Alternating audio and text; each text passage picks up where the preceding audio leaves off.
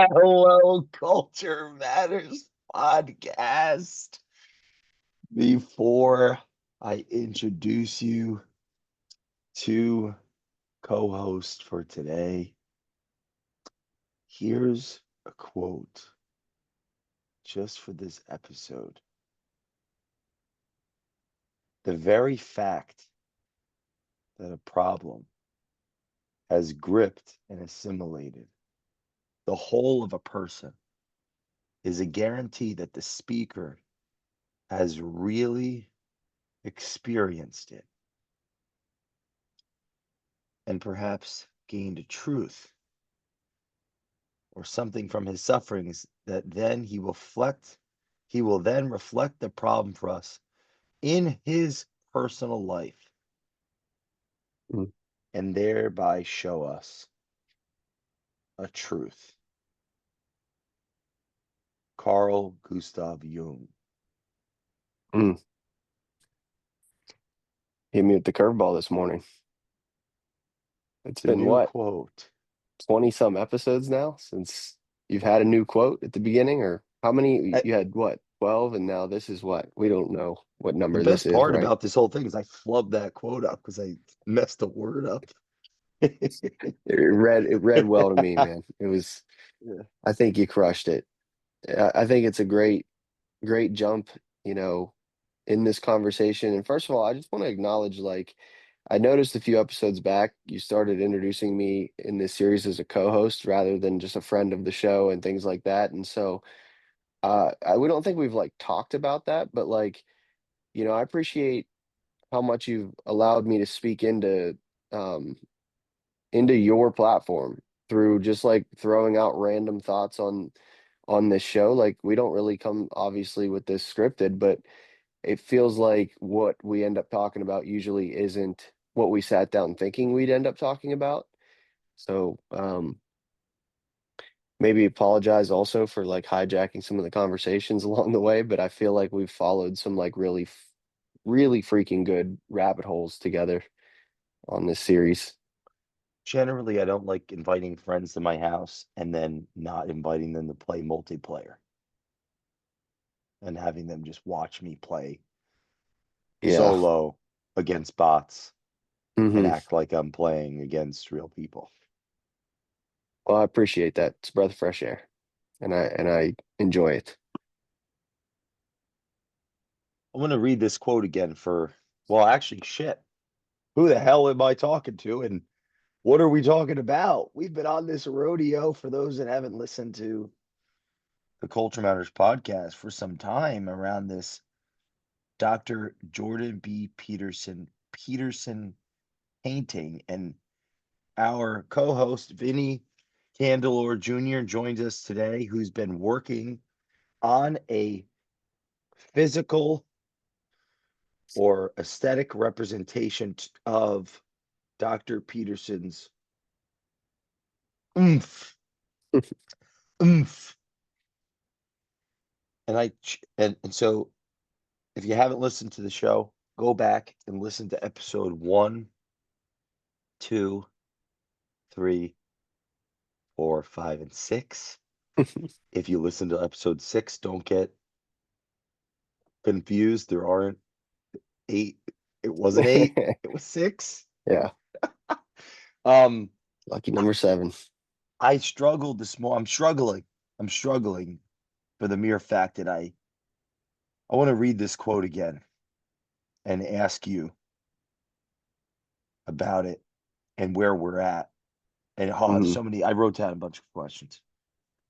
So, The very fact that a general problem has gripped and assimilated the whole of a person is a guarantee that the speaker has really experienced it and perhaps gained something from his sufferings. He will then reflect the problem for us in his personal life. Oh, I know why. There's a period after gain mm. something from his sufferings. Period. It's probably how my notes are wrong. He will then reflect the problem for us in his personal life and thereby show us a truth. Carl Gustav Jung. This quote is at the beginning of Maps of Meaning. I don't think coincidentally, Maps of Meaning, Dr. Peterson, magnum opus that we've been quoting at the beginning of all of these episodes, that opening paragraph and at dissensus ad inferos at the beginning of the book and the preface of the book. So it was more of a feeling to open up this show today as we come to this conclusion of preparation for having. That's why we started doing these episodes, was to prepare you for, so I could share information gathered over almost a decade of study of Maps of Meaning. Mhm. You as a master in your craft, focused on delivering a painting to Dr. Peterson, could follow your or discover your genius through that work. Am I articulating this clearly enough for our listeners? Yeah. Um, you summed it up there. I mean, when I was presented the opportunity to do another painting, um, you know, it was one of those things where I was like, okay, I want to learn from the first experience, and I want to make sure that I'm a little bit more prepared this time. It's a different approach. First time, you know, doing a painting for Dr. Peterson, being a live painting event. You know, it's a different energy doing it in the room in the moment than it is, you know, having a painting uh, prepared in advance to present. And so, you know, I wanted to approach it totally different. And I love that part of our conversation, we talked about the yin and the yang, and like we joked even at one point about maybe that should just be the painting. It's just a giant, you know, black and white yin and yang. And like, um, I love that because the first painting that I had the opportunity to do for Dr. Peterson at the TCS retreat was very um, not planned, very you know, in the moment, very surrendered to the outcome of what it would look like based off of the moment I was in. And then this one is almost the polar opposite in the process. Like, so, you know, it's a completely different artist that is doing this one, Whoa. you know, because it's that person is just feeling, reacting to what is being said, which I guess I'm doing in the same sense, but like allowing something that I hear or talk to you about to like sit with me for 24 hours before I actually do something with it on the canvas versus in the moment while he's speaking, he says a word, it makes me think of the color black, and I put it on the canvas. So, you know, the process through this one has been so much more methodical, and like every color or brushstroke has been thought about, prayed about. Like literally it sounds crazy, but like, you know, I'm sitting at dinner with my wife and kids thinking about the painting. I'm sitting, so it's like when I really think how many hours went into this, and I look back to our last episode when you know you brought up the Abraham Lincoln quote. You know, if you get forget, I'm going to butcher the whole quote, but like if you give me 6 hours to chop down a tree, I'm going to spend four. Was that what it was? 4 hours sharpening it. Sorry, I should have looked this up. I wasn't planning It on was bringing it up, great. You got it. but yeah, that was how I felt. Like, you I've know, been saying it wrong for years. yeah, just rewrite it the way I said Said it. it It was, wrong in front of about 100 people recently, and a couple of people came up to me and said, oh, I think it's four. It's not five. And hey, that makes a yeah, difference mathematically. it does. 5 out of 6 versus 4 out of Yeah. 6. I'll digress. You did a great job. Thanks. Well, I appreciate you, like, you know, jump starting this in me. And like, you know, I think this is also a testament to like habit and like saying you'll do something and showing up and doing it. And like, you know, this has become something where no, it's not easy to, you know, get up on it. We've been recording on Saturday mornings at, you know, 7 a.m. So, but like I like love it. I love doing this. It starts me out on this trajectory on my weekend where even if I'm not working on a painting, because I try to spend a little bit more time with my wife and kids during the weekends, even though some weekends I get stuck down here, working on something. But this gives me such a food for thought throughout the day, that when I return to the canvas either tonight or tomorrow morning, I just feel like something has just been waiting to come out. Wow. It's cool. What do you think it is? Trauma, something like, you know, like what do I think it No, is the in me that, discipline piece, or well, that's oh, another, sorry. not the discipline, the consistency piece. Oh, um, what do I think that is, or like where does that come from, or like what does that do for, like what's the, What's the value? Yeah, what's the value of that? I'm asking that specifically because I was just in the middle of the fourth course on Peterson Academy by Dr. Peterson, okay. one of 37 faculty at this point. This is recorded May 31st. One of 37 faculties, one of 37. Mm, His fourth course, I'm in the last lecture, and he just did it last night. I was watching it. How artists, this is a correlation, or the artistic, not, yeah, those high in openness and low in conscientiousness. I'm not saying that that's you specifically. I speak to the artist world, artistic, or um, creative, the creative arts, or the hmm creatives, plural. Um, and I could, we actually have talked about this on the podcast before. There's a chapter in 30 Days of Thought just about this very topic, so it's super relevant. Uh,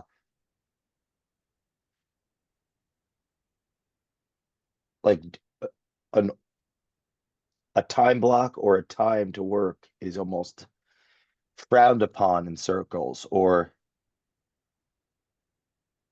mm, not looked at as a numbing or a dimming or an undermining of creativity. And he's making an argument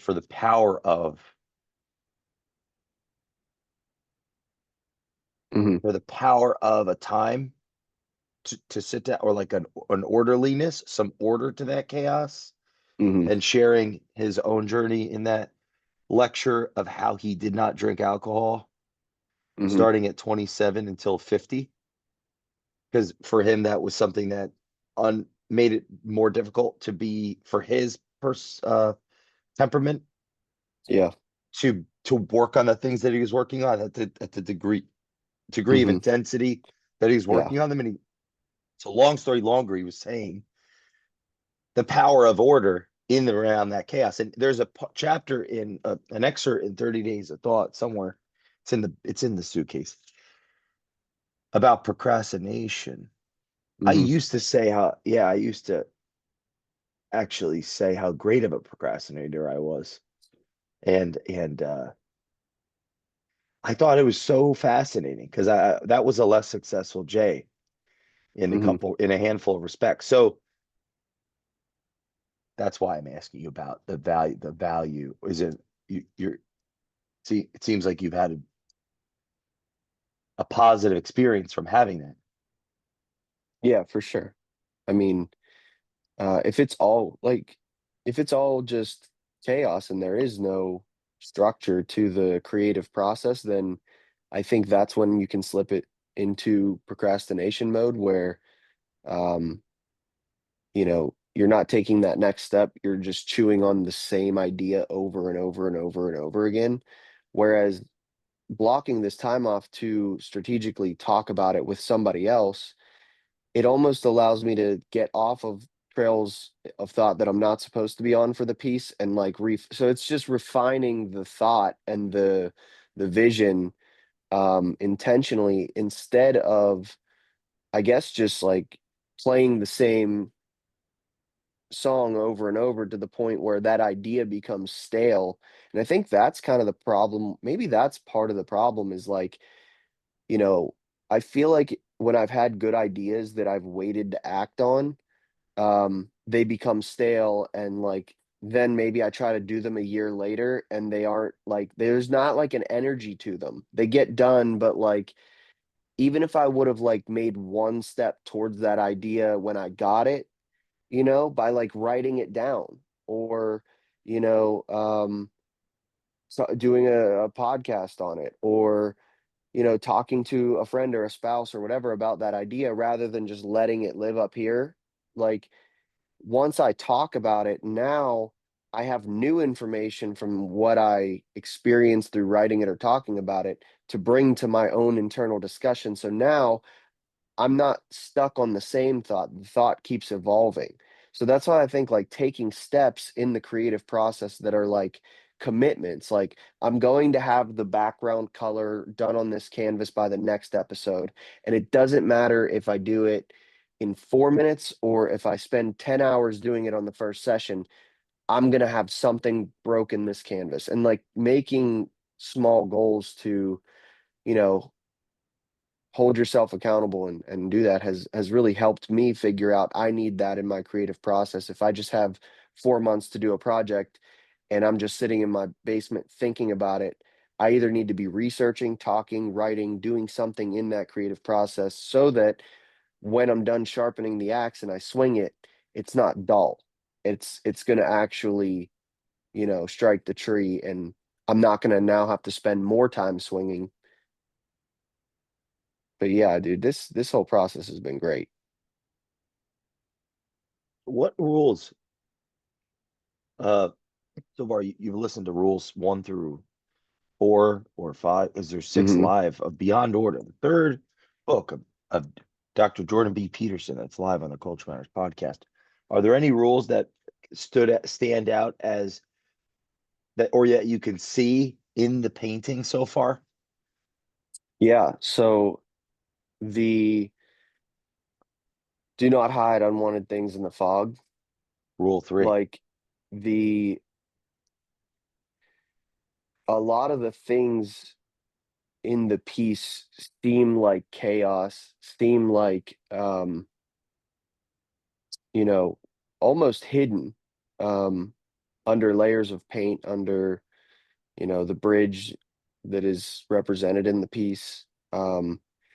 There's moments in the painting that are very, very meaningful, even just for me. And, you know, I think that's important too, is that sometimes I think we hide those things that are important to us when in reality those things are important to us because they're universally important. And my goal with this painting was to connect um a group of people represented in the physical realm, like a group of conscious clarity thought process that we've come to together and that we've got to from the work of another human being. How do we represent that? Something that everybody can connect to and say, like, there's truth in that piece. Well, that it's only going to come out that way if, you're being honest and putting in that work and not hiding. If I'm hiding things of my life in the fog, this painting is not going to be received in a good way because the energy, I don't even know how to, describe it. It's just there's something supernatural about that. And that's like the last episode where like, we talked about is it all just kind of made up? And it's like, yeah, I think it is to an extent, but there is still an aspect to it, the energy aspect to it that I can't explain, the supernatural aspect to it that's like there's always like an element to that where I'm like that's bigger than just paint on a canvas handed over to somebody else. There's like something there, you know. That speaks to, we have Dr. Ian McGilchrist coming on the show in June, and overwhelmingly I'm overwhelmed by the thought. Uh, but a large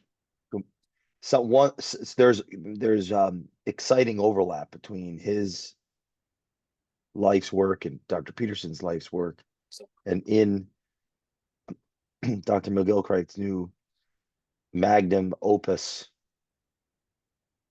the matter of things, volume one, he's introducing the idea of imagination and intuition, Mm. and how the right and the left hemisphere relate to one another. And that's what that reminds me of. The right the power of intuition and imagination, and how the synthesis, or the interaction between the two parts of our brain. Like, it actually goes down to our how our brains work. But um what would you say has been Mm. the most challenging thing about this? That's a great question. I get in my own head. I replay the moment that didn't even happen yet. Like, I don't know if you do this with the interview that you're going to be doing, but like, I'm sure you've envisioned it going every way it can go wrong. And then like, no, I think about like every interaction. I'm like, okay, this could go wrong. So like, maybe I should, and then I like have to stop that because, if you sit in that, that's all you'll focus on. I don't know, like maybe when I'm painting, I think through that. I think of like those scenarios, and then I think it's usually based off of like past experiences of when Mm. times have went wrong, and I replay those and I go, well, I don't want to do that. So let me do this. And I think every painting, that's a challenge that I face is like I hear all the people that are like making content about artists who make art like this, and you hear all those voices, and you try not to compare, you try not to you know allow that to influence what you make, but it does, just in the creative process, it can grip you. Like maybe that's, yeah. How do you stop? Because then I think about, I was preparing this morning, and it's all these things that I want to share and I want to teach, and I actually forgot, like, obviously in the spirit of like, all right, the painting, there's more to do. And then I forgot that we actually talked yesterday about how it's done. Yeah. And I'm just realized, I'm like, oh yeah. Oh, Yeah, painting's on its way right how do you, now. how do you stop? How do you say, okay, Oh, this is done? Like with a book, okay, this is done. I'm not, I could do more. yeah. I could edit it again, or I could add more, but I gotta, Yeah. this is So done. This is, I think you've asked me this in the past, and like I would say my answer is probably similar, but it may have shifted a little bit in the sense that I used to kind of feel like it wouldn't be done. And so like you could always come back to it, and when you sign it, it's kind of like the stamp on it that it's done. And I think that that is still true, but when you have more of an understanding of the specific message you're trying to make on a painting, and you're intentional about that, there is a moment where it's done. It says that thing you want to say, and then you sign it. When you're working on something that's a little bit more chaotic and abstract, and like, you almost paint and then let the painting create the story, I guess, a little bit, versus, this time I feel like we really had come to some epiphanies here on the show, and then I go, that's what I want to relate um in this piece, what's the in this belief? If there was a belief behind the painting, the the belief. If I had to summarize the belief, it would be hopeful. um it would be that, you know conscious action and obedience will terrify you to your core, but um at the end of it, wow. when you go through that process, there is light and there is hope, and it will provide infrastructure for others to go down that path when it's their turn. And so you have to be willing to do that for yourself, um before you can do anything great with your life or to create a lasting legacy that helps break cycles for not just yourself, but your family and your loved ones that, are counting on you, because we each have a responsibility, something that we're called to. And sometimes I think we get stuck doing everything else that is amazing, but we're not called to do it. You know, that's this piece.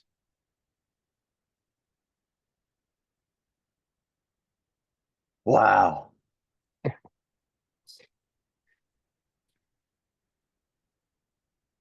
What Dr. Peterson taught in How to Plan Your Life, one person in a totalitarian state. Well, he was saying that 10 people could turn it around, but one person that stops lying. It was a Solzhenitsyn sentiment. One Hmm. person that tells the truth can change the world or upend the lie. He talked Hmm. about gave this example, and I'll find the exact quote, but he gave an example of Theodore Dalrymple. He wrote a book. He's a writer, thinker. I believe he was a doctor or worked, yeah, in the medical field. And he went to North Korea to observe, and he went to inside of a store, and he,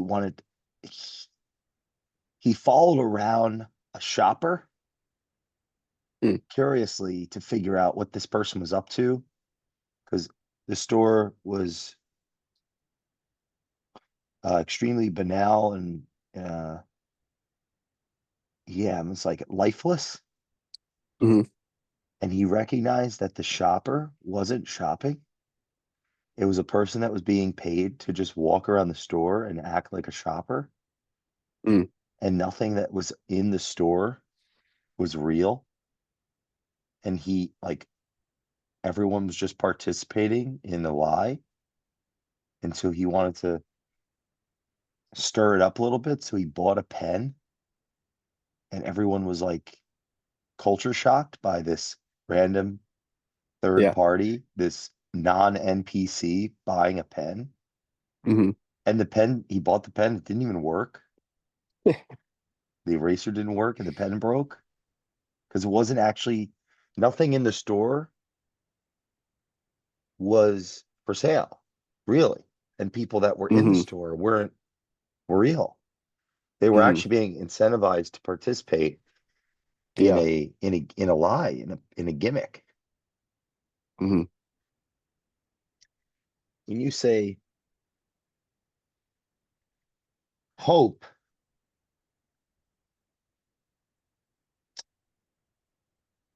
Hmm. hope, conscious action and obedience will terrify you to Mm. your core, but the end, you go through that process. There is light and hope, conscious action and obedience. In that example of the North Koreans, there's no room and no hope for conscious action. The authoritarian Yeah. state needs unconscious inaction or redundancy. Sure. It's just obedience and terror. Yeah. Everyone is lying all of the time, Hmm. Yeah. omitting and lying. And we learn in Rule 8 in Beyond or wait, 12 rules for life. 12 rules for life. Uh, tell the truth or at least don't lie. Hmm. And we learn in Beyond Order Rule 11. I just recorded this one. Oh, that was like a therapy session. Do not let yourself become resentful, deceitful, and arrogant. The authoritarian state feeds on the resentment, the Yeah. victim posture, Yeah. and incentivizes false pride and Yeah. arrogance that cuts oneself off from their conscience. When you said conscious action, it's like agency. conscious action, this is like, what a beautiful summary of much of Dr. Peterson's oomph that he's giving us through these I love that. 24 rules. Yeah, it's like I love conscious the action oomph. and obedience will terrify you. It terrify us because we're forced to look at what is real. Like life is like things are not going to go the way we expect them to Yeah. all of the time, or maybe ever at some level. Job, that story of Job. And you said conscious action and obedience will terrify you to your core. But at the end of it, you'll go through that process. There is light and hope, and you provide the infrastructure for others. You have to do it yourself first. That's what I got. The infrastructure for others. That pathway is cut off. And when we participate in the lies, and each of us that are listening, me, you, everyone listening, and this was in How to Plan Your Life, we can make a big impact in the world just by not lying, by not participating in the lie. Hmm. Yeah, that literally has the power to change the world is, you know, but everyone's afraid to say the truth because they know that everybody's not saying the truth. So the only world where saying the truth actually like helps you, well, it always helps you, but like the only way that it'll immediately help you is if everybody's telling the truth. If the more people that aren't telling the truth, the longer it takes for you to not seem insane when you start telling the truth. Because if there's 100 people that are not telling the truth, it might take 3 months for 100 people to figure out what is going on. If there's three people not telling the truth, you might be able to have one meeting and solve all that. But if you stop talking to the three people, that turns into 10, that turns into 30. And now you got 100 people that are like, have you brought that up yet? No. Have you brought that up yet? No. So we're just not going to bring that up at this point. And then that builds resentment, which then multiplies. And then, you know, then you just get to the point where you're like, well, dude, the thought of like how much it's going to take to like, because it's multiplied so much and it's so big, the thought of like dealing with that is way worse than living in this every day because at least I have, these comforts around me. But that is what keeps people literally stuck on the other side of the bridge, not listening to the teachings because you know that their spirit is just screaming at them from the Here, inside. here's where it's very relevant to the business world that's listening. In the opening preface of Maps of Meaning, Dr. Peterson is saying, something we cannot see. People have listened to this whole series like, enough with this, enough with this. Yeah, if No, you can't it's decide it at the end. everything. It's everything. Something we cannot see protects us from something we do not understand. The thing we cannot see is culture and its intrapsychic or internal manifestation. The thing we do not understand is the chaos that gave rise to culture. But this is the sentence. If, and I flip flopped on if and when well, I did it first without realizing. Then I realized why I think I was doing it, or what the value of even of recognizing the flip flop is. If versus when. Think of this in two ways. If the structure of culture is disrupted, chaos returns. Hmm. If, with like circle if. Okay. But okay, we will do anything to defend ourselves against that return. Okay, anything. We'll Yeah. rationalize. We'll fight with one another. We'll come up with witches to hunt. We'll join Yeah. movements. We'll do a fucking podcast series for 57,000 episodes, or we'll Yeah. go and start a social media channel and become a motivational speaker, or we'll Right. write a million books, or we'll start a movement, or we'll just hire someone to help us in private, or we'll join an ecstatic sect and go into the confession booth.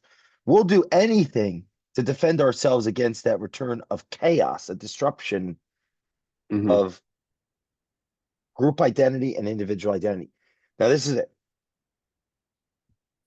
For those that are listening to this the first time, go to episode 1 of Beyond Order and come meet us here, and it'll make a little bit more sense. So this is my argument though, Vinny, for you, me, Hmm. and all of us that are in entrepreneurs business, because that's my focal point of acting out the concepts in these textbooks and so on. If can be exchanged with when.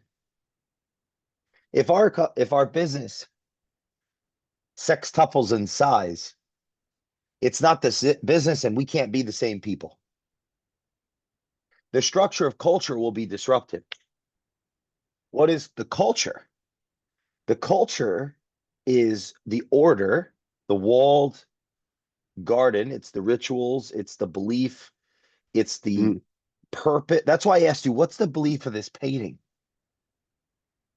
This painting is a symbol. So it's the symbol, it's a symbolic representation of a belief structure. It's the story of the civilization, or it's the story of the company, or it's the story of why we started this painting. It's the language. It's how we speak. It's what we speak about that reflects where our attention is, which is tied to our purpose. It's our core values that are implicit in behavior, right? Rituals and beliefs. Beliefs represented or proven or revealed in how we act and relate to one another, interact. Rituals and that we meet, how we meet, what happens Hmm. when we meet, when we meet. So it's, the heroes, the leadership, what's tolerated, what's represented in action. So the culture, the hero, the story, the language, the symbolism, the rituals, like the different mediums of Yeah. expressing group identity, expressing individual identity. And culture is the order, the walls around the garden and the walls within the garden, that they're fractal. It's just like, it goes, Hmm. if you look at one of those giant castles, there's walls, there's a moat, and there's walls, and there's walls within walls, and there's different people and peoples that congregate within these different mediums, acting out different Yeah. rituals aligned with Yeah. the necessary stories in a hierarchy of value and valuation that keep it together to protect against the chaos and endeavor into the unknown, into the chaos, to bring value back, to actually create value as that relationship occurs. And Maps of Meaning is a journey through this conceptualization. I, I, Part of the reason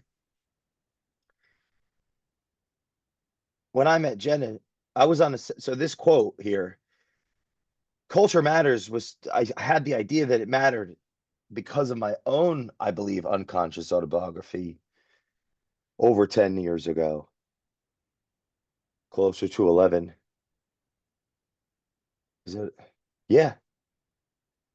In team meetings. What are our values? Who are we as an organization? What do we stand for? I think it wasn't just a book that I read that Hmm. happened to be you know, I would say a fairly obscure book. I mean, it's a an accomplished company and accomplished founder that wrote the book, but it's nothing to that I would say, it's not like I read the Bible and I discovered the higher order metaphysical truth or something. I've read a book called Uncontainable about Kip Tyndall in 1978 saying, I want to help people get more organized, and started a container store and likening his success to the 7 principles of their company. And me saying, what are our core values? But what I Yeah. didn't realize at the time was who, who are we as an organization? What do we stand for? I think that was me searching, who am I? What do Mm. I stand for? Why Oh. am I broken as a leader? Mm. Because I was and still Yeah, and am and for sure. continue to be. I But can this relate to that. quote, the very fact that a general problem has gripped and assimilated the whole of a person is a guarantee that the speaker has really experienced it and perhaps gained something from his sufferings. And Mhm. he will then reflect the problem for us in his personal life and thereby show us a truth with a capital T. Culture matters.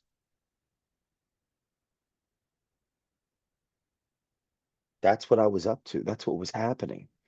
That's what's brought us here. Mhm. Coming into contact with maps in 2018, it was coming it was coming into contact with someone that had, if you read the book and you study Dr. Peterson's past, the very fact that a general problem has gripped Dr. Peterson. This is a young man who was going towards communist, socialist ways and, Mhm. acting a fool in college and gripped by the fact that people can and himself, he, could be gripped by evil fantasies or, what am I actually capable of? What are people capable of? And why do people do such evil, terrible things? How does something like the Holocaust happen? Or how does something like North Yeah. Korea happen? The speaker has really experienced it and perhaps gained something from his sufferings, and then he will reflect the problem for us in his personal life and thereby show us a truth.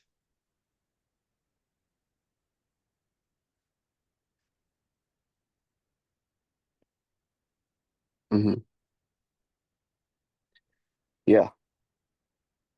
I mean, that's why I said this painting has meant so much to me because what you just said about, trying to discover like who you are. Um, I've been through that. Uh, I've I've turned over every stone that I can see, and I think that there's obviously still more to discover, obviously, or else, I mean, there'd be no point in living. But I don't feel like the same person I was 3 months ago when we started this. I don't feel like the guy on episode 3 or 4, whatever it was, that said my life is chaos right now. I don't feel like that anymore. Um, my mom called me the other day. I had to finish these paintings for this event, and I was under the pressure to, put the finishing touches on them, which is a really hard part in the process, is marking 4 paintings done as done for an event that, you know, this is going to be a part of. And so this being one of those pieces, it's a big moment for me as an artist, and I had an entire evening blocked off to spend with each piece, making sure the final touches were done and all of that, and have them shipped out the next morning. And my mom called me, and actually my sister called me, texted me, who she works with my mom. And so they spend a lot of time together in the same office space. Desks are, you know, they do life together at this job, and they work at a funeral home. I don't know if I've mentioned that on here before. So they have a Oh weird yeah. dynamic with, like, you know, that that funeral home is where we, laid my father out. And, they now both work there. Me growing up in the cemetery, there's just been this like weird relationship with death my entire life. And it's in my family. It's, you know, they work in the industry. It's why I went into church work, because I really, I wanted to work in a church because I wanted to just fully immerse myself in figuring out what happens after death. And everyone claims they know. So, like, let me at least, I didn't grow up in church. Let me figure out why these people are so confident about this. And so, like, I submerged myself in that for 3 years, 4 years, found out a lot about myself. Um, you know, a lot that I didn't want to see about the, the religious side of the faith. Um, and a lot that I did want to see, that because it confirmed my thoughts on what's real and what's not. And so, I've been going down this road now for probably 6 months of really just discovering who I want to be. And I want to be the guy that, even though I have one of my biggest deadlines, um, and I have the entire evening blocked off to do it, when my mom calls me or my sister calls me and says that my mom's having a hard day, um, because just the loss of, she's never really truly gotten through the loss of my father, and those days just sometimes happen. And so to be able to just say, you know what, I'm going to be there and just spend the night there and just hang out with my mom at her house, and then go to my Graham's house, because, I know that their relationship, they live right next door to each other. I know that my mom probably went over and opened up to her about how she's struggling, and the same way she did with my sister. And then, to be able to go next door and talk to my Graham and be like, hey, I talked to mom, like everything's okay. You know, um, we're gonna get through this. And I want to be that person. And for a long time, I wasn't that person because I was too focused on what I was doing, what I had going on. If I had a deadline, I'd be like, oh, it I wanted to be there, but I just couldn't, because I had done too much procrastinating in my own life, that when I needed to be like able to step up to the plate, it was like, I can't, I have these other obligations. And I feel like I'm that person now, where, I trust that if God wants me to be somewhere, places that on my heart, I need to just be there. And he's going to give me what I need if I show up there to be able to do that thing that I'm sacrificing at a higher level, because that's the supernatural side of it that I'm talking about, where, yeah, it doesn't make Mm. sense to, it's like when Jesus fed you know, the what was the thousands, or I don't even know. It was like when one of his miracles, that it's like, okay, I don't understand how to explain that, but that is kind of how it feels with time, where it's like when you do what you're supposed to do, the time like multiplies. So you can do more. I don't know. Yes. I don't know. It's like another dimension. Nietzsche used to wake up in the morning and ask himself, what am I avoiding or could I be? And I'm going to do that first. Hmm. You Yeah, just because said of, supernatural. yeah. Think about beyond nature. Nature. If we've learned anything from Dr. Peterson, we're in a state of angst as a consequence of the. I know this might. No, I'm not going to limit myself. I'm not. I'm starting to. Oh, this might be. I don't. No, this is what it is. We come into this world. Hello, who are we? What are we? Where's our father? Like the father. Hmm. Whether someone listening to this a decided atheist, agnostic, theist, Hmm. whatever ist, we're in this world and it's the great unknown and the unknowable, and Hmm. that creates a pressure Mm. that has to be contended with. That's the concept of anxiety. Anyone that's interested in Soren Kierkegaard, he goes deep on this topic. Angst. I would argue that Nietzsche in the morning when he wakes up, like Vinny, and says, what can I tackle that is the most chilling beyond nature? The nature is to react to the unknown. Angst, time and space become mucky. 27 minutes has passed and I've done nothing but scroll on Instagram. Mount Everest. This, yeah, Saw that this is a mechanism to avoid responsibility. for sure. So was something 300 years ago when the Yep. naked man woman is afraid and doesn't want to go hunt, Right. and now they're Same. literally going to get killed, or they do, oh, let me build my hut later, and then some leopard jumps on them Yep. because they waited 5 more seconds, because it's like, how do I even move 2 feet with the awareness that this is really terrifying? Like you said, life, It's terrifying without even adding the death of loved ones, without even adding Right. what Yeah, am yeah. I going to be, or how am I going to show up for my kids, or how am I going to show up for my wife, or without all that content, it's terrifying. Yeah. So I want to just acknowledge what you said there, based on what I've learned from Peterson through this process. It's the angst, the anxiety, the time, like our relationship with time. Time can pass, when you're like really into something and time Hmm. passes and you just Yeah. got all this stuff done, you were so focused. The same Hmm. thing happens in a negative way. Mm. I go home and I watch 17 hours of TV and get nothing done, and of the things that I said I would do for all the people in my life that are most important in concept or in responsibility and Yeah. obligation.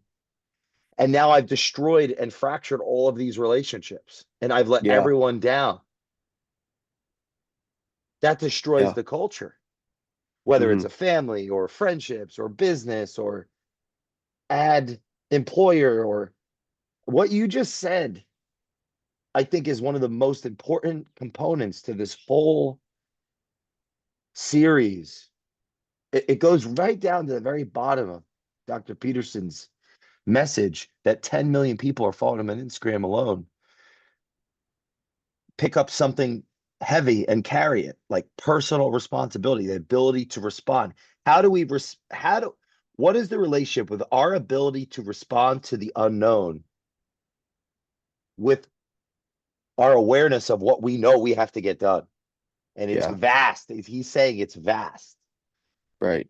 Right. So I just we could talk about that for a while, but that's a big theme in Beyond Order and 12 Rules and Maps of Meaning is, Yeah. in fact, I just read it in Rule 11. That's what the resentment comes from the resentment, like that feeds the nihilism, the meaninglessness, the rationalization of that nothing, ultimately whatever is has a relationship with that victim stance that I'm not going to participate in life because life is just so vast and unknowable and terrifying. And I'm going to I'm not going to have faith about it. I'm not going to sacrifice and make any type of sacrifice Hmm. for anyone else or my future self. I'm just going to kind of get pulled in the wake of this self pity and this Yeah. suffering and this despair and this crippling anxiety of choice, of Right. optionality, of decision. And I'm just going to do nothing. And I think that's all of us at varying degrees, whatever level of authority we, and then of course, that's why we need leaders. We need people like somebody like a random psychologist from a random country that Americans may or may not respect, and vice Yeah. versa, to tell us to clean our rooms. Yeah. Yeah. It's yes, dude. I don't even know. Should we just end it? I mean, like, I feel like this is it, dude. This is truly what I hoped for when I asked you to do this series with me. When I said, I want to unpack this. Like, I want to really live through the process of doing this piece. Um, this wasn't something, you know, this wasn't something that and it can come across this way. So like even me saying this wasn't it, maybe there's like underlying tones of it where it's like, yeah, that would be cool to like actually talk about. But like I kind of doubted myself, am I worthy to do this? Like I needed to check in and like understand like am I comprehending what I'm learning from him the same way or different than the way you're comprehending it? Because I can watch a video and get one thing if I'm looking at it from a perspective. You look at a video and get another thing, and that's why someone gets 100% on a Peterson Academy quiz and someone gets 20%. Like, what was the difference? Well, did you pay attention? Did you, what were you doing when you watched it? Did you take notes? Were you pausing it and coming back? Like now you get to analyze why not only you perceived the information differently, but what percentage of that was based off of your own life experiences versus your own inability to just focus? Because sometimes when you're just not focused, it's easy to just blame every other thing for what went wrong. And now if you're not Love this. focused, if you're not focused on the thing that everyone wants you to be focused on so that they're okay because you're focused on something bigger because you can see further, but but you're not communicating what you're seeing from the front, then of course people are going to be like, what's going on here? Like, of course they're going to feel anxiety and feel in, incapable of making correct decisions because you don't know what's ahead of you. Now, you can argue that it's not your responsibility to know that, and If I one is see in a that. position of authority, it's absolutely their responsibility. I agree. And so it's like, Because um, the people perish if the vision's not communicated with the mouth and the so body. yeah, yeah. And so it comes down to communication. And But you said something super important about inability to focus. That's a recurring theme, and that's what Peterson is trying to teach us, to have an aim. right. And McGilchrist, who's coming on the show in June, is going to talk about attention and attending and how it's fundamental to the actual construct of our nature as human Hmm. beings. How our attention, the relationship between our attention and what we attend to, and actual the shaping of reality. Hmm. In Yeah. layman's terms, like without a focus and an ability to say no, like without the ability to say no and yes are tied to a focus, an aim. But there's aims within aims within aims. Right. If I don't have an aim, if I don't know where I'm going, how do I say no? And if I don't say no, how do I tell the truth? If I don't tell the truth, what value does my yes have? Where's my integrity? I'm not Right. an integrated person. Right. We're talking about this on like an individual level for our listeners, like as humans, or like a leadership, an organizational chart, enterprise. I'm the founder of, ABC. Hmm. Where are we going? What are we doing? Right. Why? Yeah. The founding of a business is all intuitive and imaginative and ego driven and irrational and doesn't make any sense. And that it really comes down to like not quitting. Hmm. And it comes down Yeah. to feedback loops between the founder and the originating customers. When we're talking about like an enterprise with actual like other people now relying on that human being, it's not the same organization, it's not the same person. The caterpillar, the cocoon has to crack and the butterfly has to come out and somehow fly without losing the other the other it's like flying and fluttering with a string attached to it with like a whole sack of cocoons. Yeah. And it like Yeah. needs to be able to fly fast enough and like Yeah. somehow.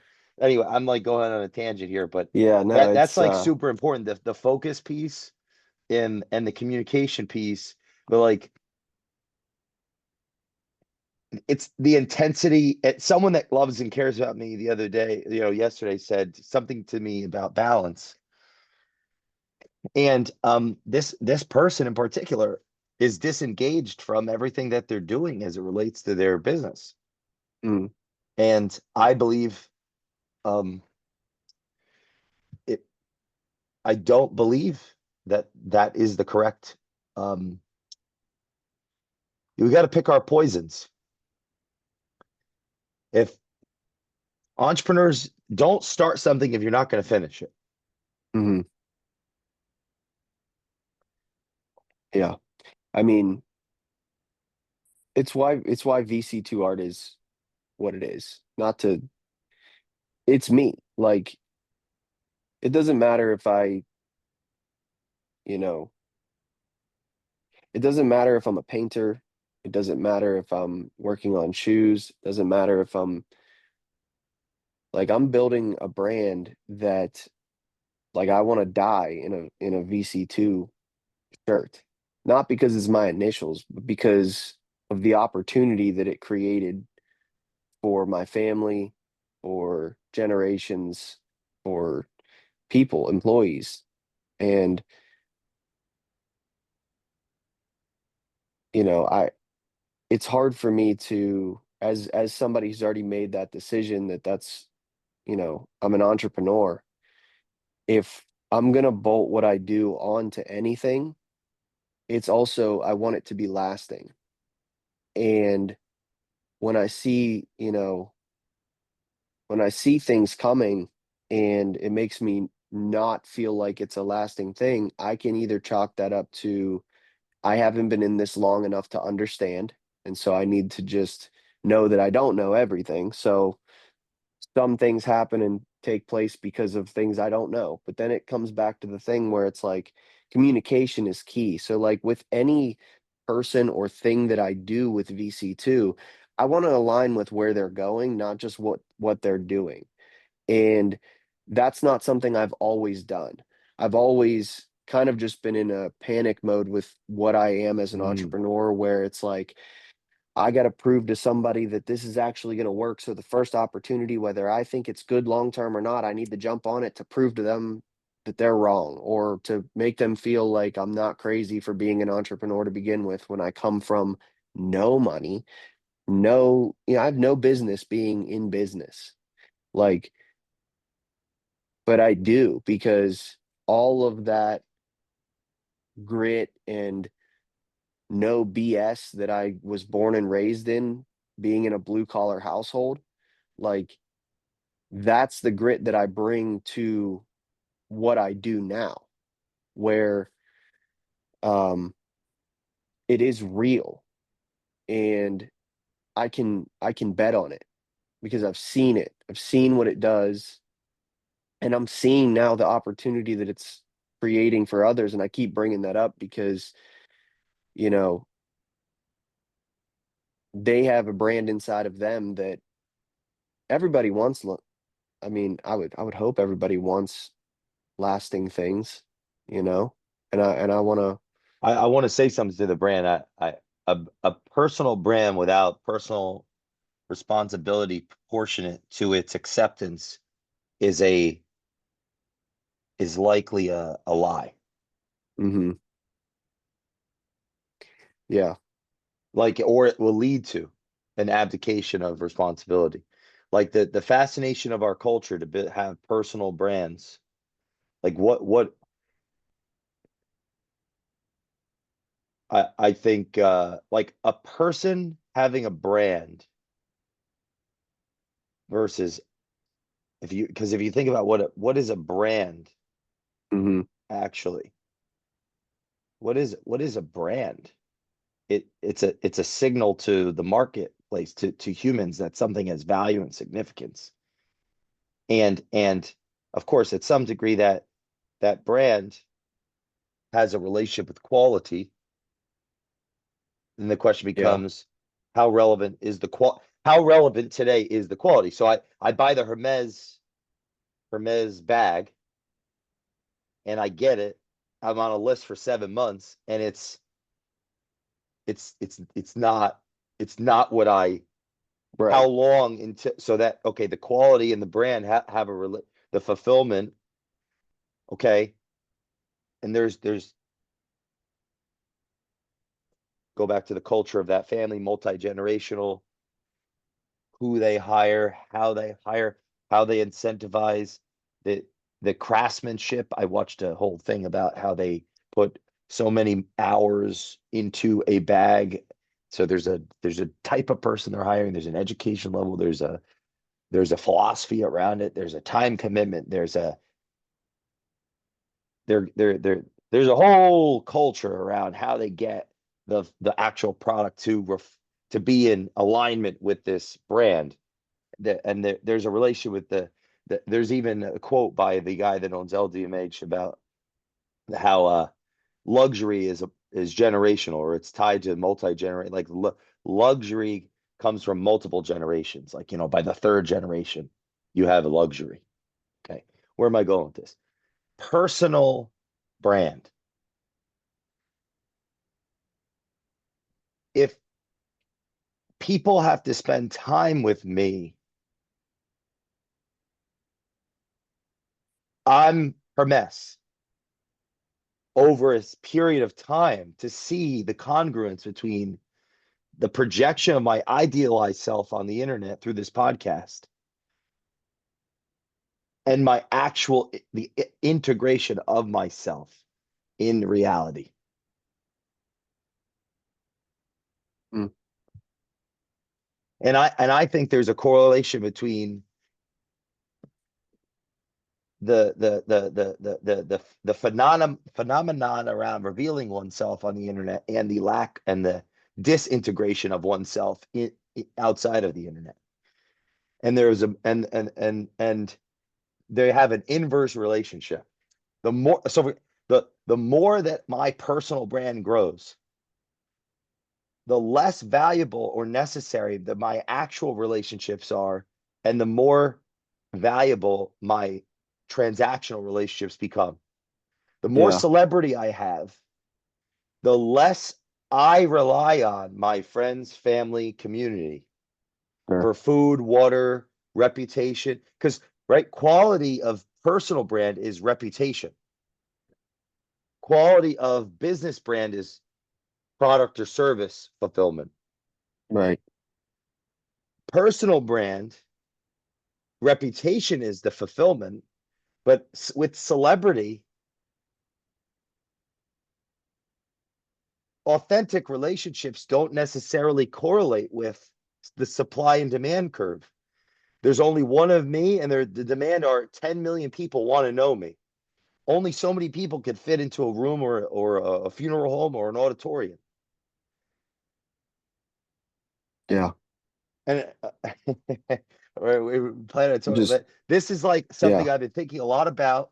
And with a personal brand, demands a degree of personal responsibility to live up to that authority and influence and power on a personal level for an individual that may not have created anything. And it's actually the creation of things in this world that make us, that prepare us for leading civilizations, that prepare us for leading families, that prepare us for leading podcast followings, that Hmm. that prepare us for leading people, that make us whole, that humble us and help us avoid becoming tyrants or uh, the devil incarnate. And I would say, I think that the personal brand, uh, the concept of personal brand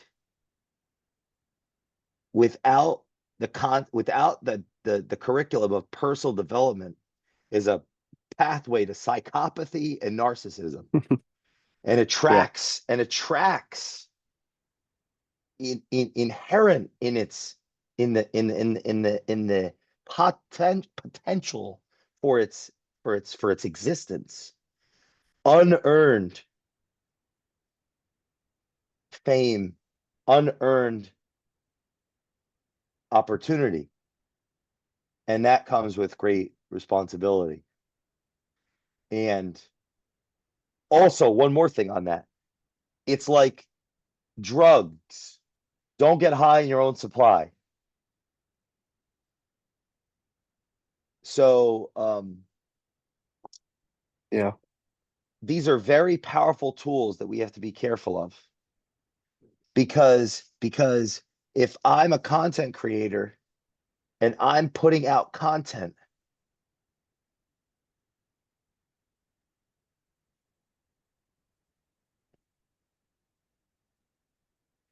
Now I'm looking at the content.